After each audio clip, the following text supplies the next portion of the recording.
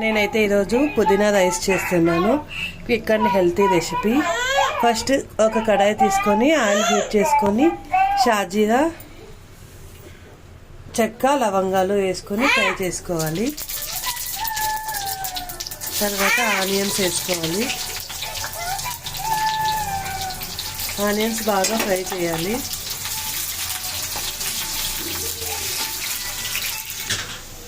Onions బాగా fry అయ్యాక అల్లం వెల్లుల్లి పేస్ట్ వేసుకోవాలి. కొంచెం గరం మసాలా, నేనైతే ఎంటీఆర్ గరం మసాలా వాడుతున్నాను.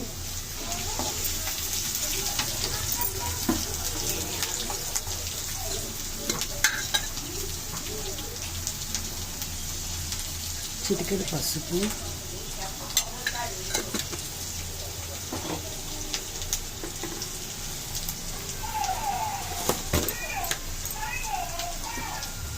రుచికి సరిపడా సాల్ట్ వేసుకోవాలి.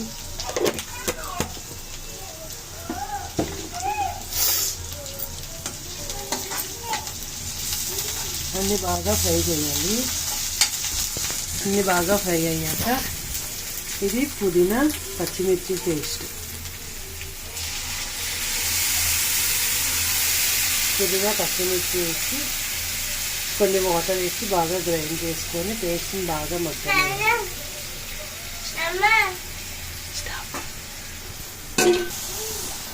పుదీనాలోని వాటర్ అన్నీ ఎగిరిపోయాక పొడి పొడిగా చేసుకున్న రైస్ని వేసుకోవాలి. నేనైతే మామూలు రైస్ వేస్తున్నా, మీరు కావాలంటే బాస్మతి రైస్ వేసుకోండి.